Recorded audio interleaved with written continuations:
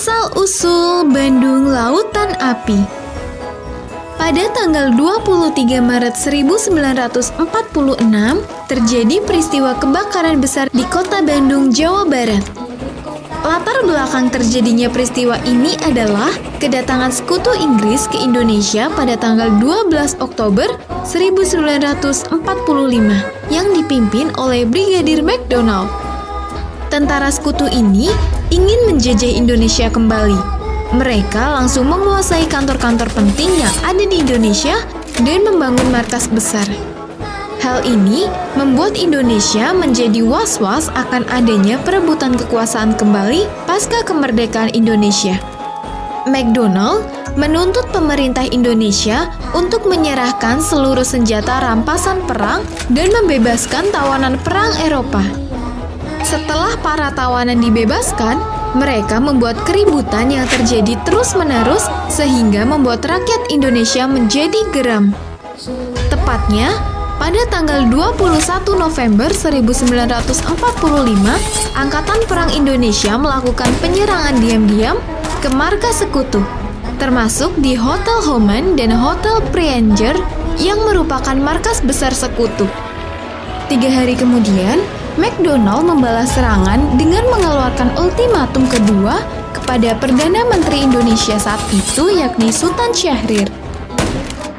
Ultimatum itu berisi bahwa rakyat Indonesia segera mengosongkan kota Bandung sejauh 10 km atau lebih dari pusat kota. Jika tidak dilakukan sampai tanggal 24 Maret 1946 pukul 24.00, sanksi militer dianggap perlu. Jenderal Nasution dan Jenderal Sudirman menolak ultimatum itu. Namun, Sultan Syahrir ingin mematuhi saja. Tidak, kita tidak boleh menuruti ultimatum yang dikeluarkan sekutu. Benar, Indonesia ini sudah merdeka. Kita tidak bisa menyerah begitu saja.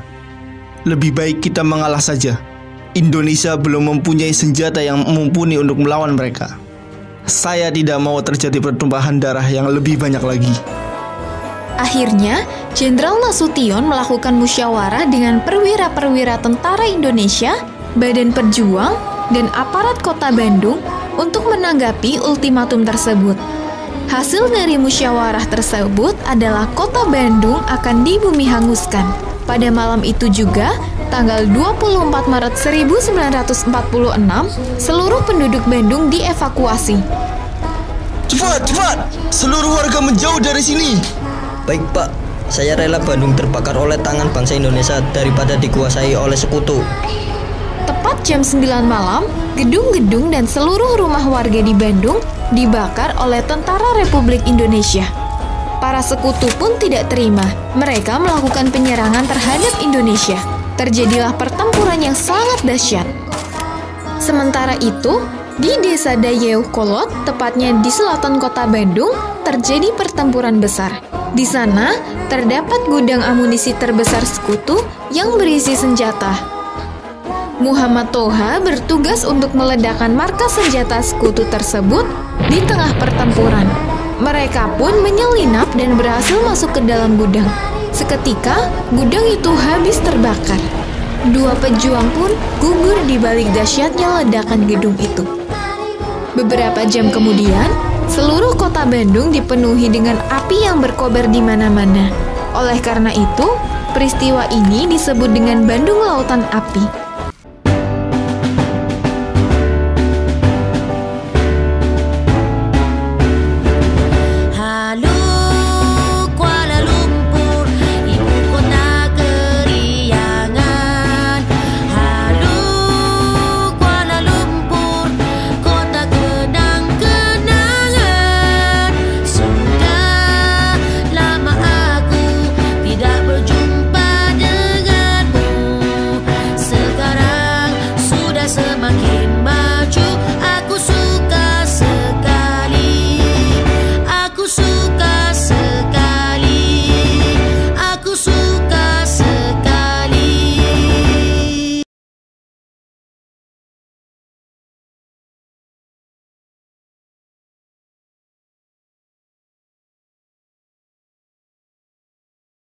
channel YouTube Lagu Kanak TV ya, dan kebanyakan isinya memang adalah lagu-lagu Melayu dan Malaysia.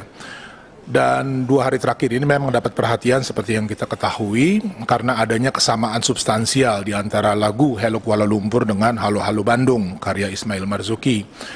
Kami Kemdikbud tadi pagi sudah melayangkan protes ke kanal YouTube dan meminta agar kasus ini ditangani segera. Jika secara substansial YouTube memang melihat ada kesamaan seperti yang tadi dimaksud, maka itu juga akan diturunkan ya, lagu itu. Pada saat bersamaan untuk mengambil tindakan. Langkah hukum juga bisa ditempuh oleh pemegang hak cipta.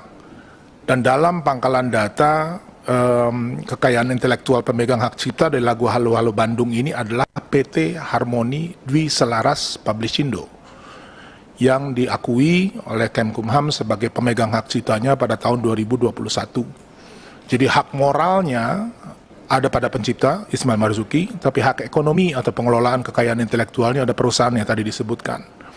Masa berlaku dari hak ciptanya juga menurut Undang-Undang nomor 28 tahun 2014 pasal 58 masih ada pada Ismail Marzuki karena berlaku selama 70 tahun. Jadi kalau dihitung Ismail Marzuki wafat pada 25 Mei 1958, maka pelindungan terhadap hak ciptanya ini berlaku sampai 1 Januari 2029. Nah, kami juga siap kalau memang mau mengambil langkah hukum dengan kesaksian atau tenaga ahli ya yang bisa membuktikan adanya kesamaan substansial di antara kedua lagu tersebut, karena itu harus ada di dalam gugatan seandainya dilakukan.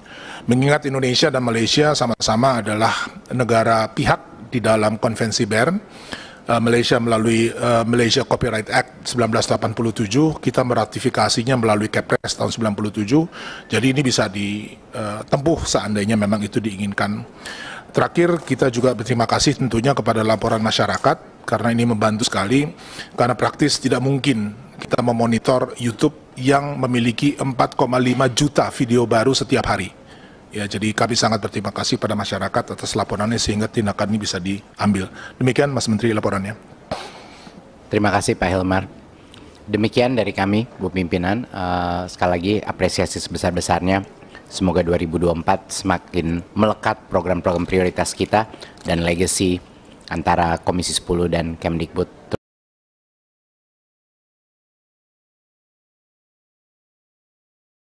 Fen, tadi kalau dengar lagu Halo Halo Kuala Lumpur ini sama persis ya nadanya dengan Halo Halo Bandung. Ya, lalu gimana ya penjelasan dari pemerintah Malaysia berkaitan dengan lagu Hello Kuala Lumpur? Kita sudah tersambung pemirsa bersama dengan Duta Besar Indonesia untuk Malaysia, Bapak Hermono. Selamat siang, Pak Hermono.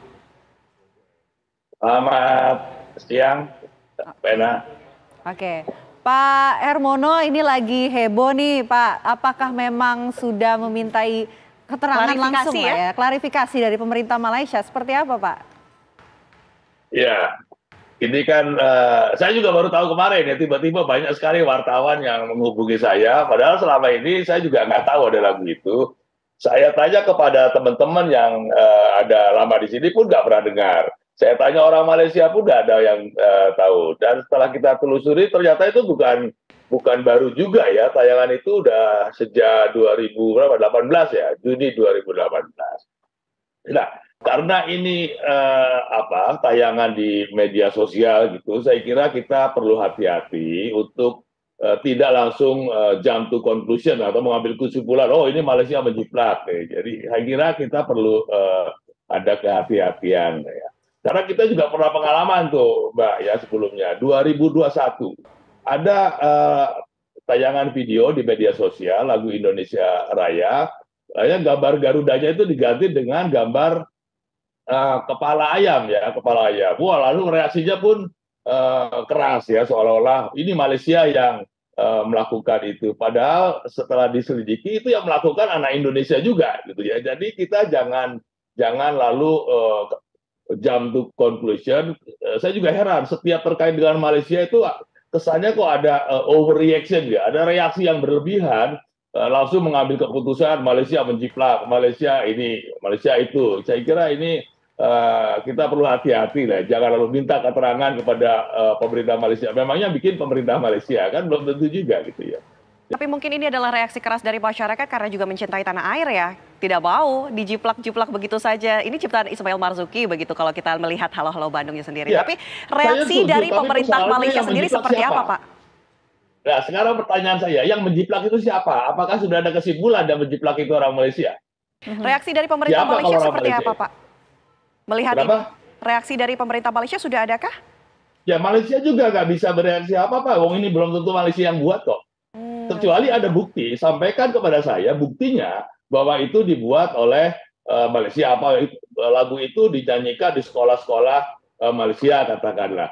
Nah ini kan kita kayak apa ya, overreaction lah ya, seolah oh ini Malaysia, ya kan? Nggak begitu juga. Mungkin lebih baik ya, ya di dalam negeri itu minta ke Kominfo katakanlah, atau ke badan cyber untuk menyelidiki. Kalau penyelidikan kami ya itu pengelola akunnya itu ada di India tuh, bukan di Malaysia malah. Oke, yang menghasilkan video tersebut begitu ya Pak ya? Iya, yang mengunggah atas nama Gladys Geisa_foto. Apakah itu dia orang Malaysia? Oke. Buktinya apa kalau dia orang Malaysia? Oke, artinya jadi kita harus hati-hati pakai nama akun kan itu bisa siapa saja. Artinya bisa pakai nama siapa saja. Artinya ini tidak ada hubungannya dengan Malaysia ya, walaupun memiliki latar belakang video mungkin bendera Malaysia terdapat di situ ya. Tidak ada tapi ya. apa yang bikin orang Malaysia? Seperti saya katakan tadi, ada gambar Garuda yang diganti kepalanya dengan kepala ayam. Lalu kita marah karena di situ ada diganti. Ternyata bikin anak Indonesia tuh, anak Indonesia umur berapa? 11 tahun apa? Jadi ini kan reaksi yang terburu-buru gitu ya. Kayaknya ada semacam sentimen ya yang berlebihan tanpa ada kehati-hatian untuk mengambil kesimpulan. Ini yang menjadi persoalan selama ini. Jadi ya kita tahulah kalau seolah-olah kalau udah Malaysia itu lalu overreaction, padahal kenyataannya belum tentu begitu gitu ya. Kecuali ada bukti bahwa ini yang membuat si A warga negara Malaysia boleh kita protes katakanlah. Oke.